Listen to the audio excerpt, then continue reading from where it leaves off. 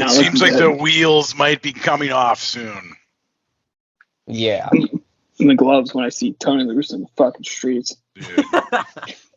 Tony La Russa, dude. I have just the worst feeling that he's coming back. Oh, I do too. I think he is. I can't see him leaving. Thank you for listening to Shy Sox Talk with your hosts, Chris and Matt. Your weekly place for White Sox fan reactions.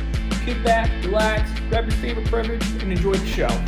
Hello and welcome to episode 25 of Shy Sox Talk. I believe episode 10 of the White Sox Daily Podcast. My name is Chris, as always, here with my trusty co-host, Matt.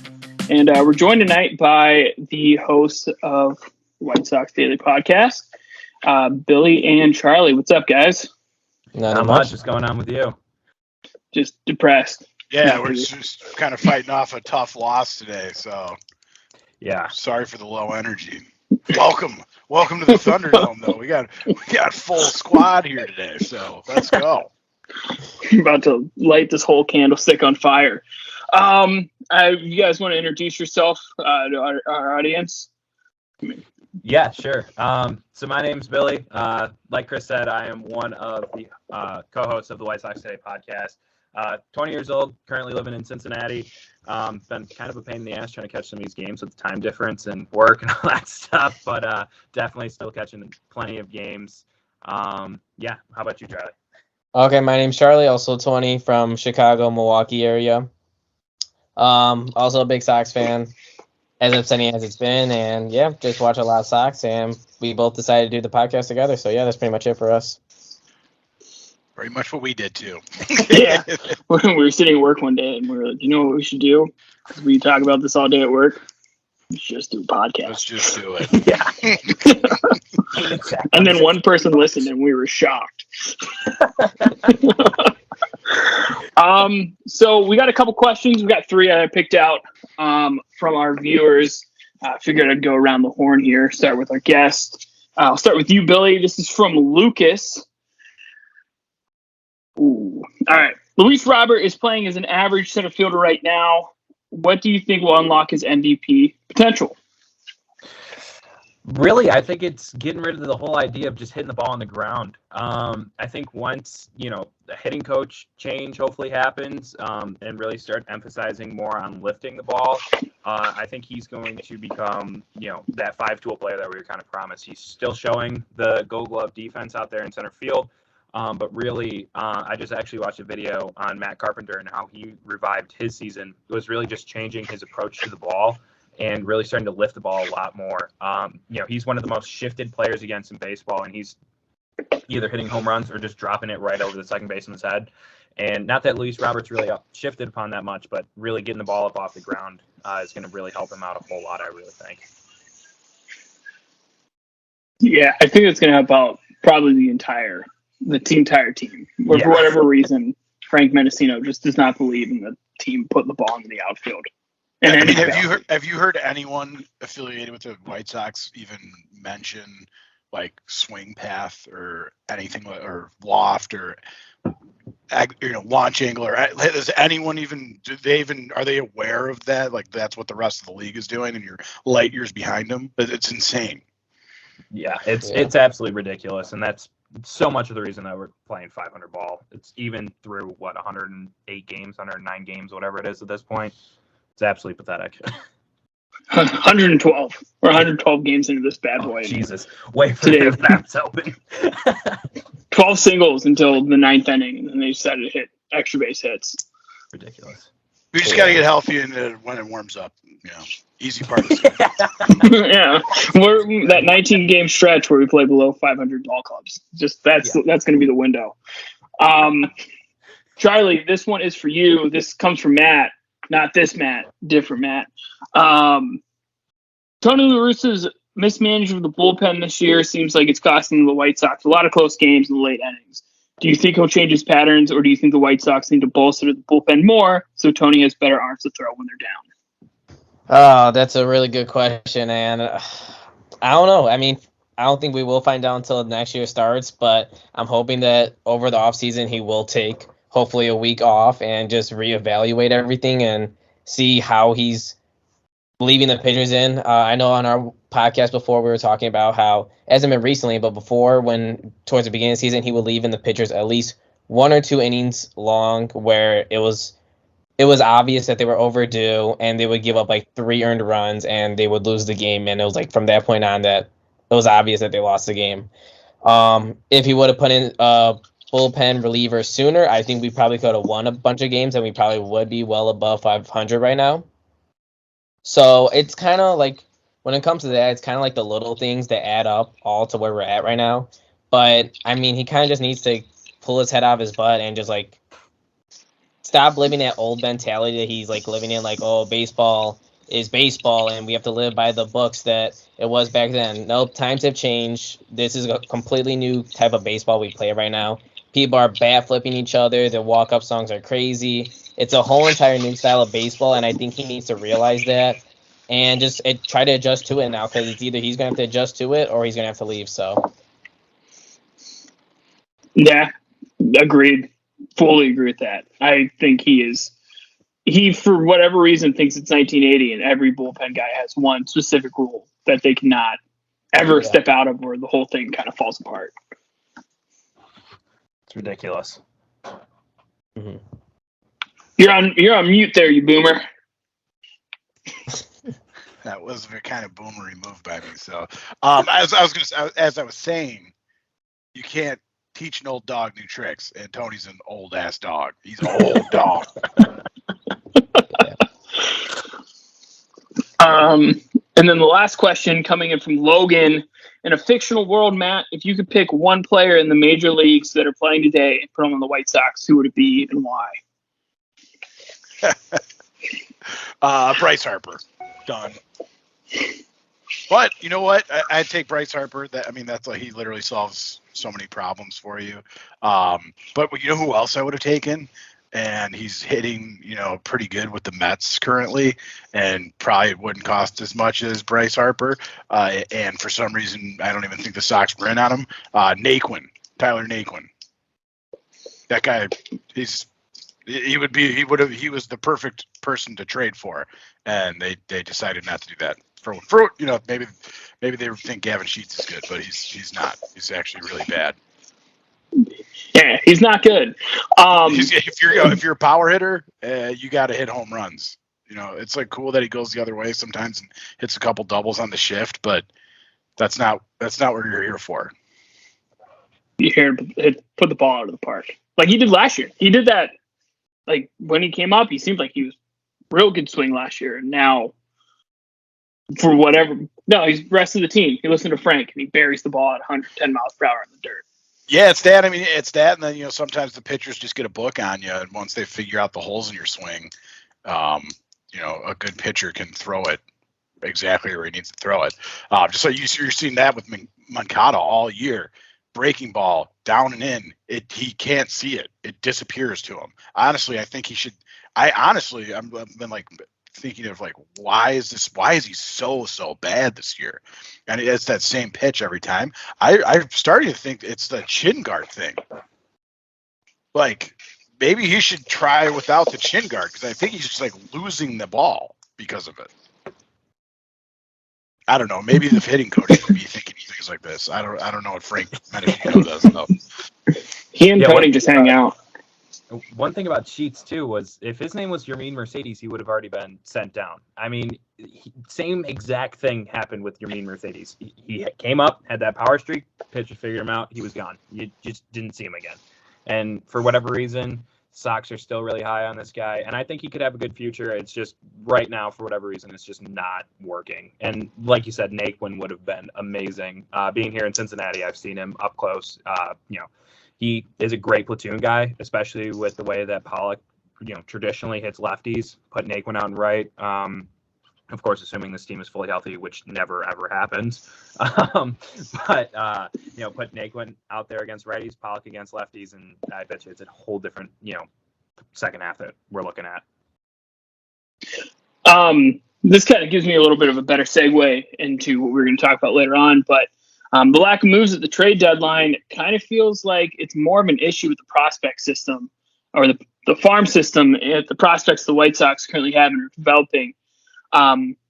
I think one big thing that the White Sox kind of have constantly done since Rick Hahn took over and Kenny Williams kind of, moved out of the power seat, is they're making bigger splashes in the international pool, and trying to maybe go for bigger splashes in the draft itself and getting maybe a little bit higher ranked prospects. But they're not doing a job of getting 4, 5, 6, 7, 8 fringe guys, developing the system and just turning them into trade pieces to get MLB level guys. And teams that are doing that in our division right now really well are the Twins and the Guardians of the Galaxy, and they are ahead of the White Sox, and they were able to make moves at the trade deadline and actually be at tables to make trades.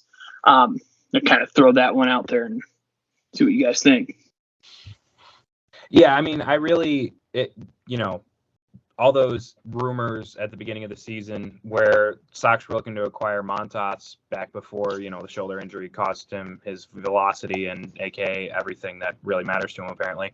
And they just and I agree, they shouldn't have moved on from Vaughn. But I mean, the only untouchable in this pretty pathetic farm system really should be Colson Montgomery. And now Noah Schultz. Other than that, Colas, he can probably get shipped.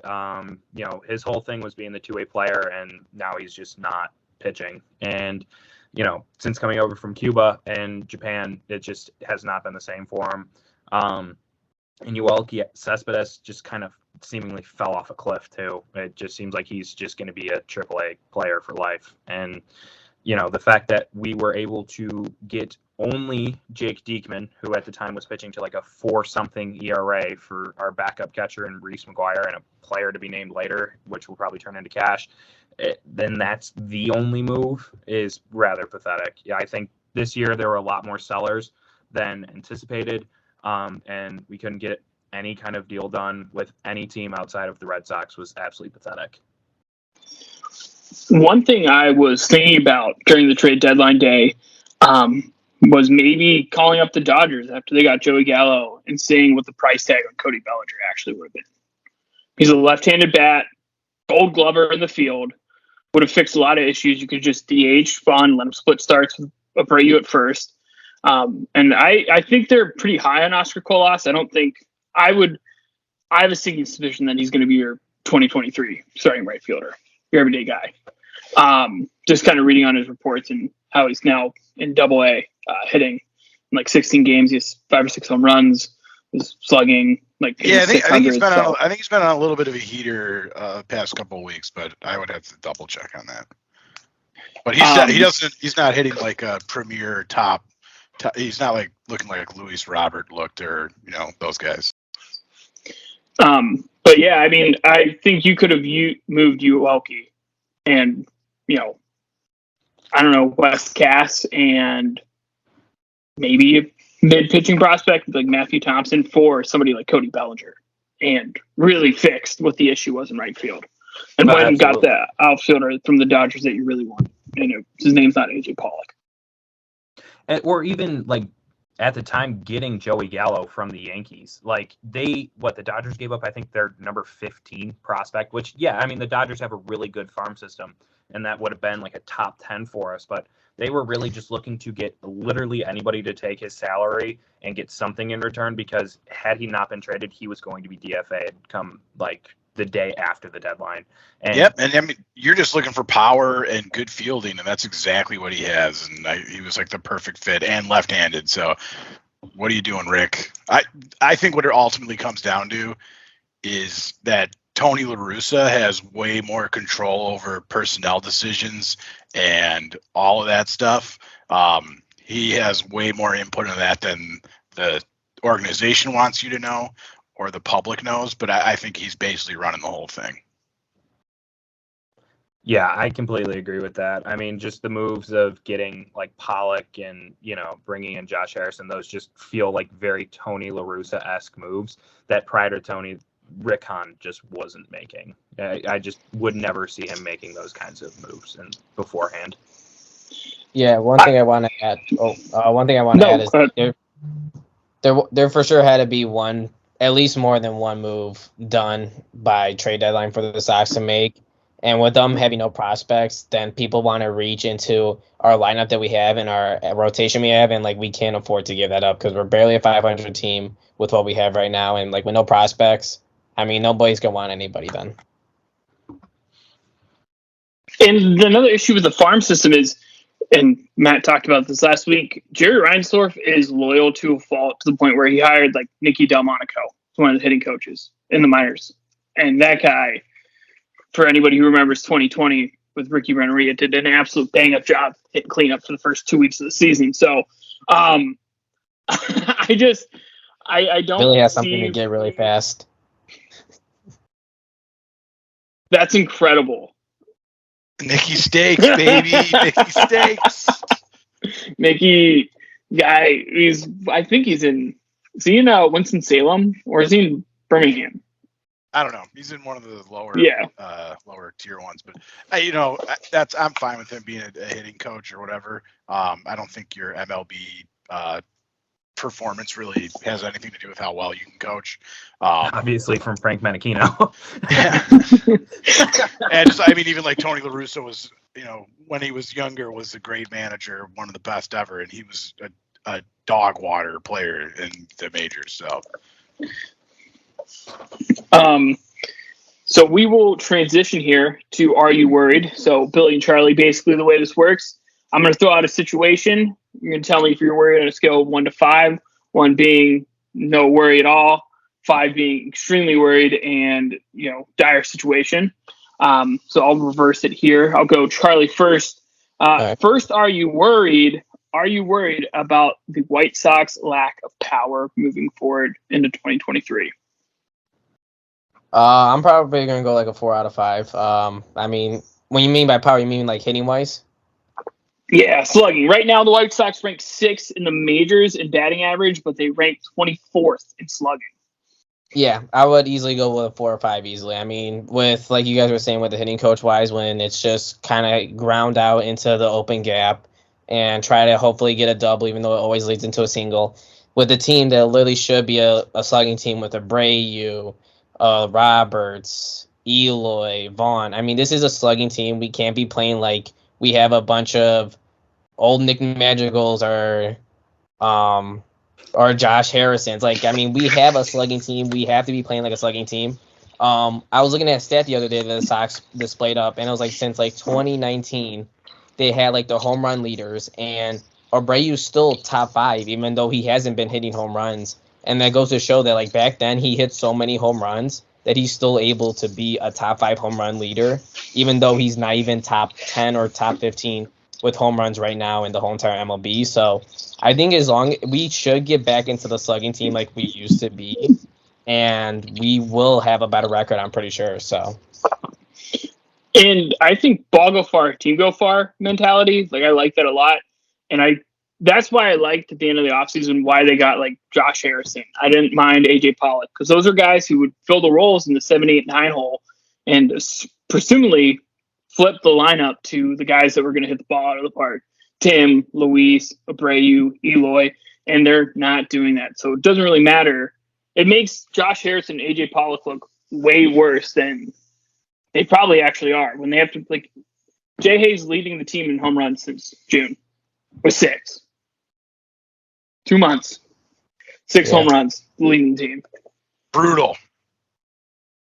And like you really just have to hope and pray that it's all Frank Menachino, however, Cappuccino, whatever. You have to pray every night that he's made it happen, or your rebuild is a complete and utter failure if all of these guys are not power hitters.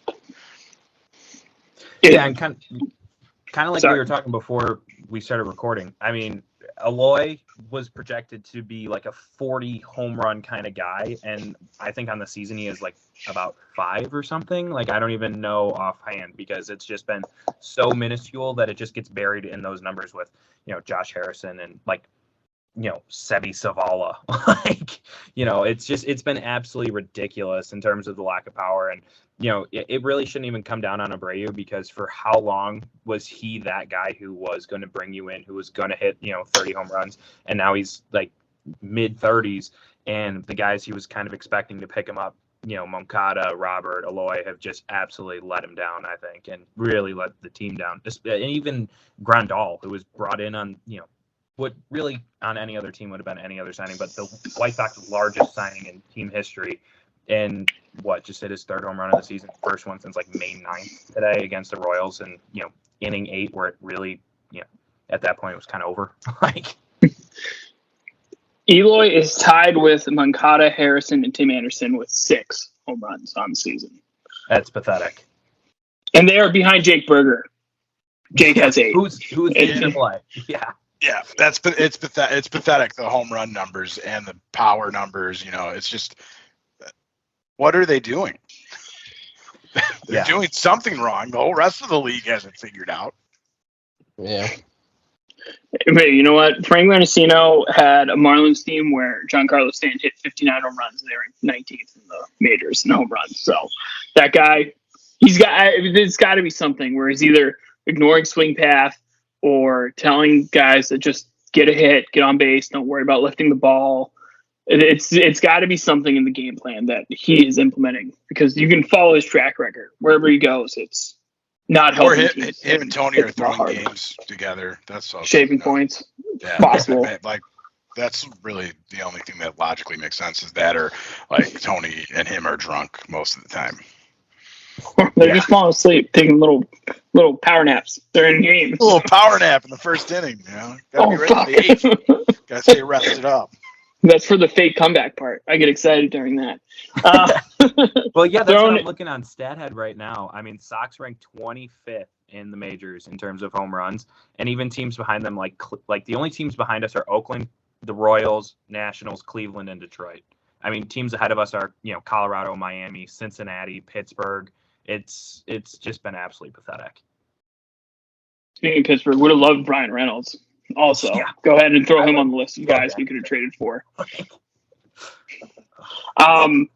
Throwing it to Billy here. Are you worried about Yoan Moncada? I would be, but at this point, I'm more worried about his contract. The Sox owe him a lot of money, and that's going to handcuff him.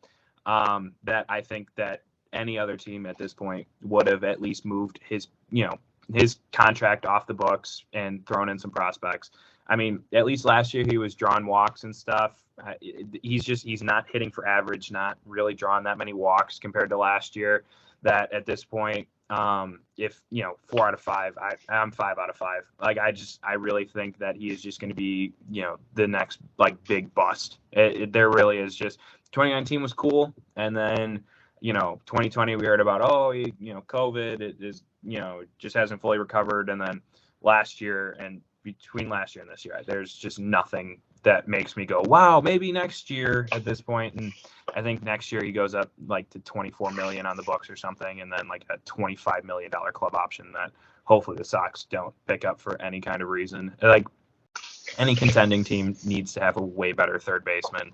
And he's good in the field. I don't think he's Gold Glove caliber. I mean, especially not in the American League. Not, what's his name? Matt Chapman. J-Ram.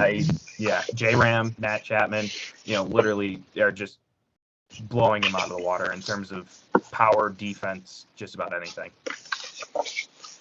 I personally had a little bit of hope from going into this season from last year. I thought he played good last year, well enough to where the point, it wasn't this. Last year he hit 15 home runs, 14. He was in double digits, and his glove looked great last year. His glove looked really good this year when he came back from his league strain. But the past, especially month, he has looked bad. He basically turned that triple play against the Twins, the base running error with Adam Engel. God, I forgot about that play, dude. There's been so many worse things that have happened at this point that I totally forgot about that. I didn't forget about that because I was painting a wagon. I forgot about that insanity, dude.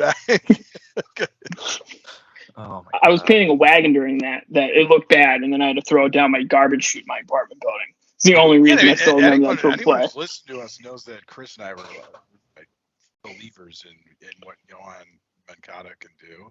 And I think this week we both are just maybe he sucks. Maybe he just sucks. And maybe it's a part of the speed. Like his game is really reliant on speed, especially when he came up and was a rookie.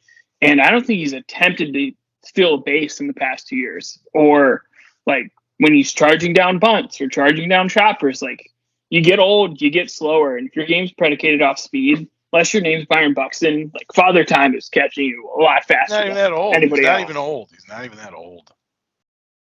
Yeah, He this just year sucks. he hasn't even attempted a stolen base. Last year, 3 stolen bases, caught stealing twice. I mean, that's nothing. Like, You might as well have not gone. You might as well just save the 2 outs. He's over the course of the season. completely lost his ability to drive the ball, and if a pitcher has 2 strikes on him and you throw it down and away, breaking pitch down and in, he will 0% chance hit it for it. He might foul it off, luckily, which he did today, and then the same exact pitch struck him out. So they got the book on him, and he can't figure it out. The hitting coach can't. I think a good hitting coach maybe helps him raises that batting average a little bit. But whatever his approach is right now is just like, I don't even know what he's like. What's his thought process when he's up to bat? I don't know. Like Picasso painting is like, what's going on? So I'm gonna kick it over to Matt here. Are you worried about the White Sox abilities to make moves this offseason? Seeing they said the 9th highest payroll in the majors this year, and Jerry is not one to spend more money. Yeah, that's a 5. That's a 5,000. It's a 5 million. Because the main reason I'm worried about the moves, any moves they make, I don't think Rick Hahn's making the moves. I don't think Kenny's making the moves. I don't even think Jerry's making the moves. I think Tony La Russa. And I think he's going to be back next year, too. I think a lot of people are going to be very disappointed that he's going to be back next year because he is way too arrogant to hang it up himself, and Jerry's not going to get rid of him. I think that he's going to be making the moves. And, that's like Larry Garcia getting a 3-year contract extension. He still thinks he's an awesome, great player. He's the worst player in baseball. That's like Tony La Russa is driving the boat. He is driving the boat, and this boat is at the bottom of the ocean right now. it's getting a DUI right now, actually. He's driving that boat with that Marlins pitcher. From The boat is passed out. The boat is in the Krusty Krab drive-through, and Tony La Russa is passed out in the driver's seat. But look at the rings. Look at the rings. One thing I want to say is I can't see them making too many moves in the offseason. I think the roster is going to stay pretty much the same. I can't see them trading anything drastic or signing anyone drastic. So, I mean if Abreu comes back, you have to trade Vaughn or Eloy. One got to go. I don't think you can't do bring this Abreu first back. baseman. You can't do this first baseman in the outfield thing. You can't. Yeah. I think Abreu's coming back. I really think that they're going to be like, we told you all these years you're going to be here for the rebuild, the product of the rebuild, and we want you to get your World Series, all this stuff. He's going to be back, and I agree. I think we got to trade. I'd be leaning more towards trading Eloy than Vaughn. At this point, Vaughn has a much higher ceiling, and Eloy's got to still get you something. He's locked up through 2028. So I mean, literally anything. There's so many holes and next year, after the 2023 season, Tim Anderson and Giolito are free agents, as well as Grandal, I think, or maybe is he through 2024? It's most of the team just kind of disappears into the abyss. And like you said, it's unfortunate because I think Tony's going to be back. And like you said, Tony's making most of the calls. And I think most, if not all of the same coaching staff is going to be back too. I would love to see the White Sox see if Tim Anderson can play left field and get Correa at shortstop. Or anyone who's got he's got such an inconsistent glove at shortstop. You just can't. He makes tremendous plays, but he makes so many stupid errors that you can't count on him. not a championship team. No, not at all. Yeah, you just don't see that many errors from a championship team. You don't give up that many free passes. The White Sox have Grandal through 24, Anderson through 25, Graveman through 25, Kelly 25, Laori Legend through 25, Giolito is 24. If I'm a White Sox, though, I lock up Giolito now. Oh, If you're going absolutely. to extend him, you do that like right now. Because if he comes back next year and has one of those, you know who Giolito is kind of like? Baker Mayfield. He's either like really good or he's just like average, maybe slightly below. And you have to extend him on his average year. Yeah, he's a good number 3 pitcher any way you look at it. And then at his peak, he's like a Cy Young contender. So I would like to keep him around. He's pretty good. I don't know if they pour that much more money into the pitching staff. I mean, we poured a ton into the bullpen. Lance Lynn just hit that contract extension where he started making some good dough. And if they do extend Giolito, I don't know if they're able to then go out and pay Cease what he's really worth when his time is due. That's a good point. That's a good point. Would you rather spend the money? Hahn did are looking rough. That's all I got to say. Yeah, you extend Eloy and Luis, and you don't make any kind of extensions to anybody in the pitching staff. It's not really going to look all that good. And they got a couple kids down in the minors that could probably. You have Garrett Crochet coming back too. It's another guy to kind of think about. I think he's and Norge Vera. Yeah, I think Norge Vera is going to be a top end starter. Yeah, his ETA is 2025/2024. I think right now what he's doing in single A is pretty good. I looked at his stat line the other day, and I think his ERA is like 1.5, something I think like that. I think Jared Kelly's been looking all right too. Finally, so he was a project kid though, right? Out of high school, Kelly. I don't remember. I just remember hearing a ton about him like 2020-ish, and then last year stopped really hearing about him as like that next top Sox ace. I think he sucked. I think he sucked last year in the minors. Yeah. And now like he's kind of like up and down. It's really more Norge Vera is who I'm a ton about. That kid is a stud. Go ahead and I know it's the Dominican League, but go ahead and look up his Dominican League stats. They are like a different video game kind of stuff. It was first time Matt told me about him. I looked that up and I was like, yeah, Norge Vera, sick. I think he threw like 21 innings, struck out like 29 guys, and didn't give up a run. I guess we'll see if being the Cuban pipeline's a good thing because, leaning on it. If hopefully Luis Robert gets back to being good. And the crazy thing about Luis is he's like not playing bad. He's like a 300 hitter and 12 home runs, but he's just not the MVP the Sox need to be. Like you need the guy at 30 bombs. He's getting paid like an MVP, so. Yeah, promise that next Mike Trout, and not yet at least. A lot of underperforming across the board here for our beloved White Sox. Yeah. So that's really all I had planned. Like I said, Matt and I kind of winged this bad boy.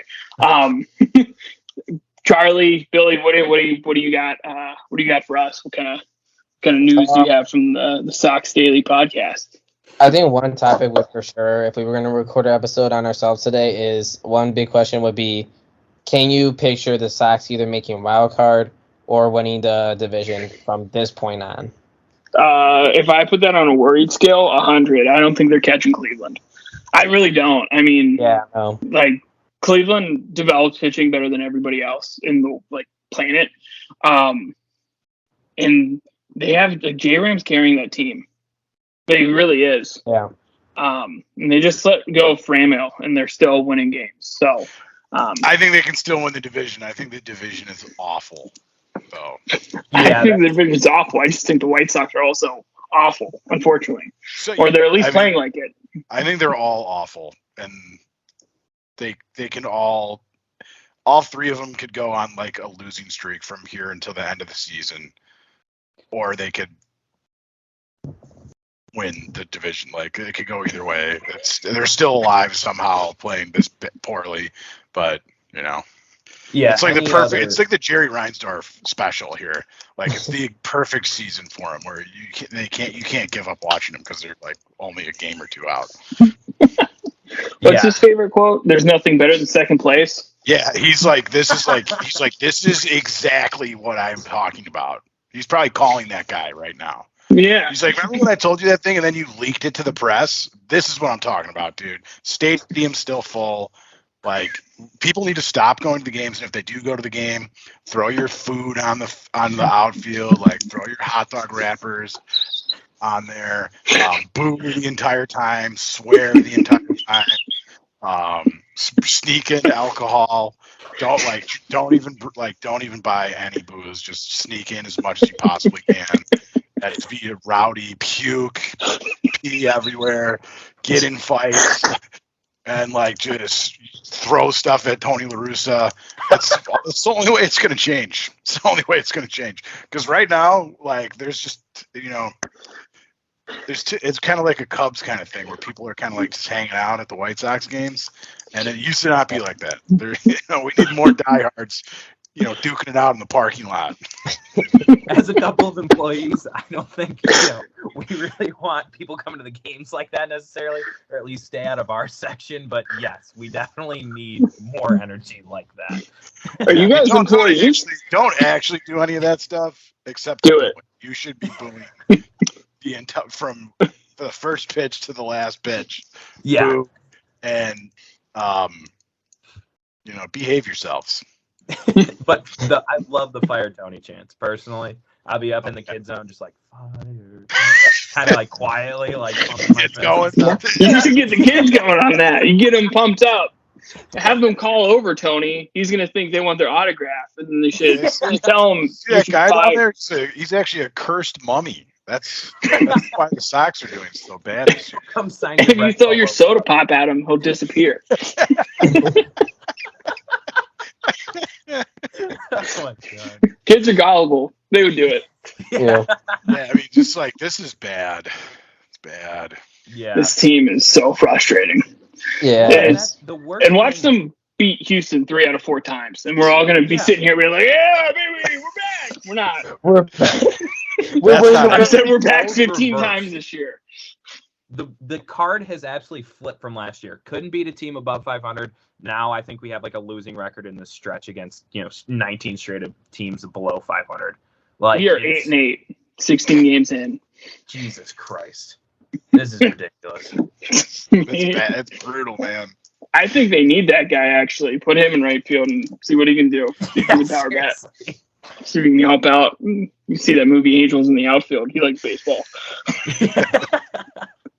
Well, it's been absolutely ridiculous too. I mean, Tony yesterday did today did like the worst thing ever. Like Johnny Cueto was like, "We need to play with more fire. We need to show people what we got." And he comes out, he's like, "I think we're playing with plenty of fire. This should be a conversation had within the family." Like literally, it was last week. The video came out of him falling asleep in the dugout. Like, how much fire is really being played with if your ass can't even stay awake through like 9 pitches?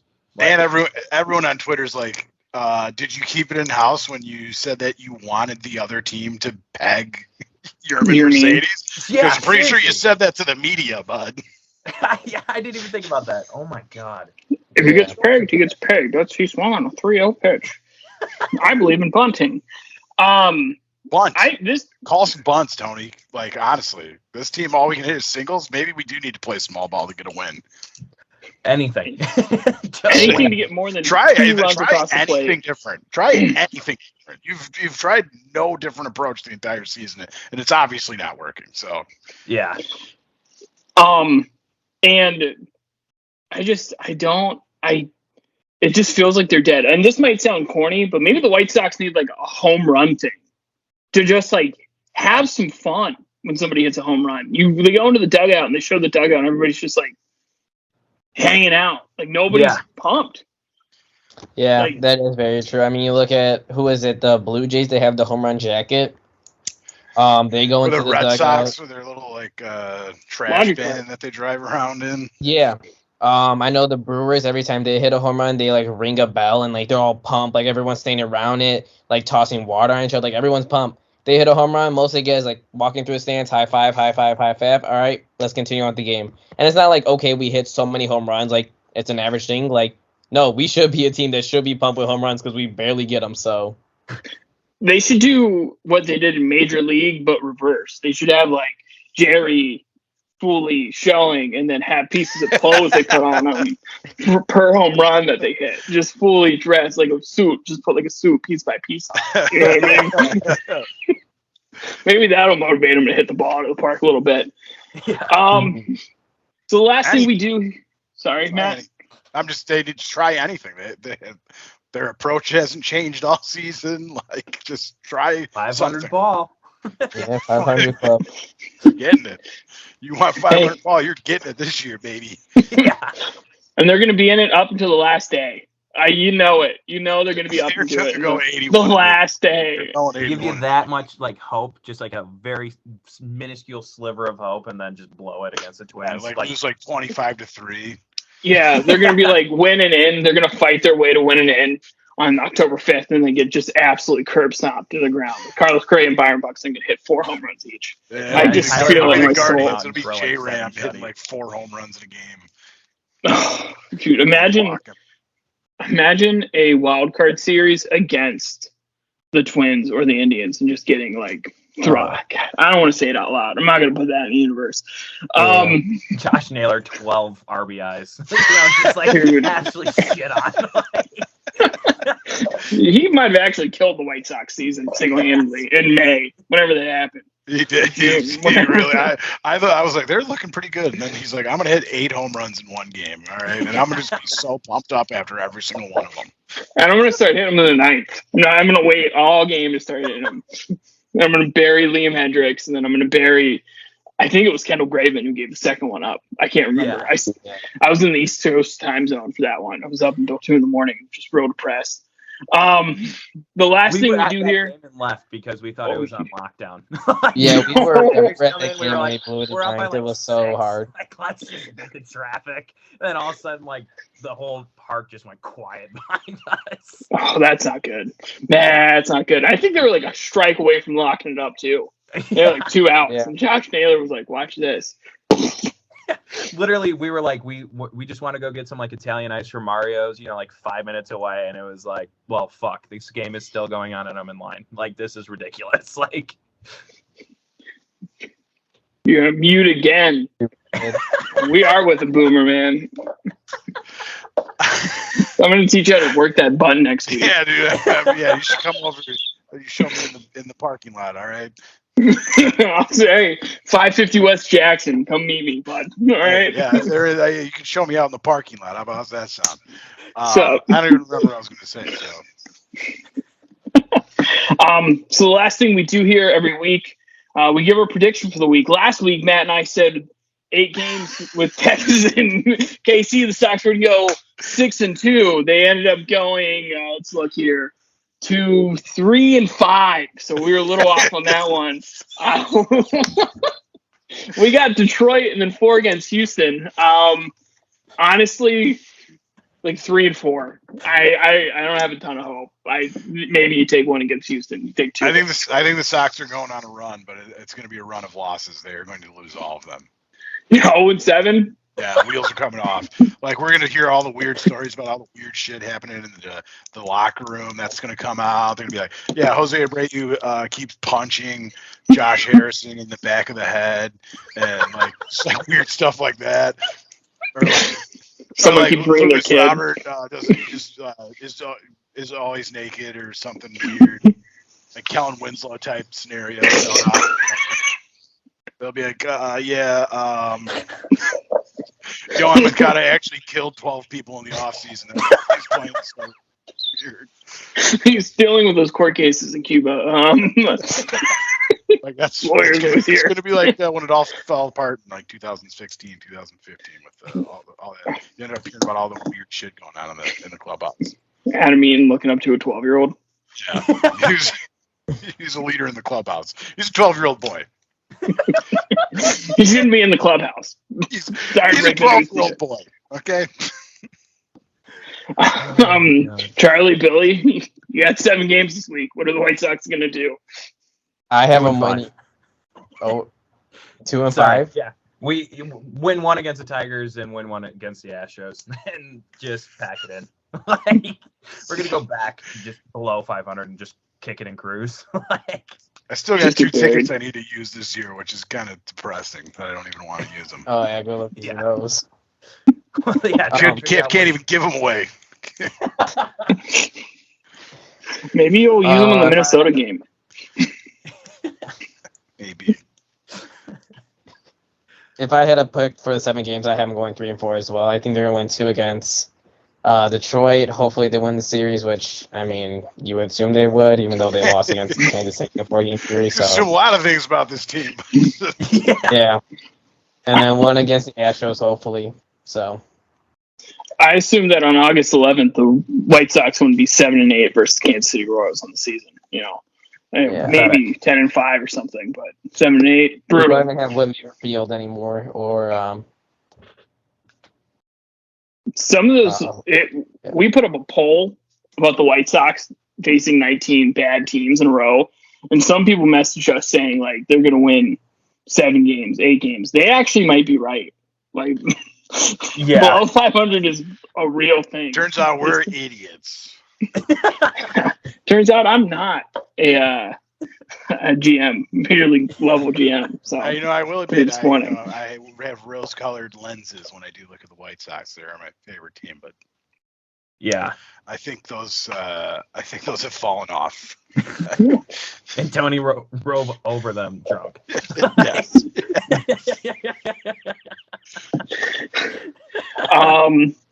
Anybody have any advice for our listeners? Any words of wisdom?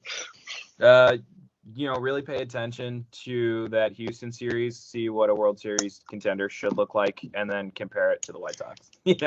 At least go enjoy some good baseball for a little bit.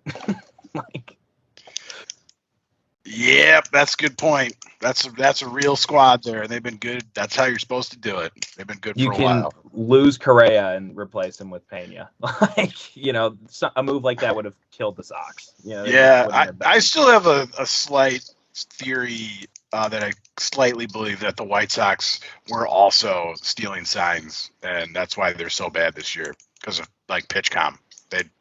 Maybe. Yeah. And Tony La Russa invented sign stealing. He was the guy who started doing it in the 70s and 80s. Yeah. When he was the White Sox manager, they had a guy in the outfield with a light, and he started he was invented sign stealing with a complex system. So maybe that's why they hired him, and then they were crushing the ball, and then. Well, if that's the case, they should have hired Hinch. That was the same offseason he was available. I'm just saying the timeline and the way they're hitting, it adds up. Yeah. And somebody had to go put a fucking earpiece in pitcher's The second PitchCom comes out, they can't hit a home run the whole year. I don't know, guys. Tony's still trying to figure out how you can get noise to come out of something that big. He's used to way back in his day. It was the mega boxes and everything. He still has the 1990s car phone. I'm talking about the big headset and a pager. So that's what that guy's running off of, right? He doesn't have an iPhone. He doesn't have an iPad. He says those things. So hopefully the Sox put it together. But we appreciate you guys coming on the show. Really enjoyed it. Thanks for having us. Yeah, thanks, guys. Thanks for coming on, guys. This is Go fun. White Sox. Go White Sox.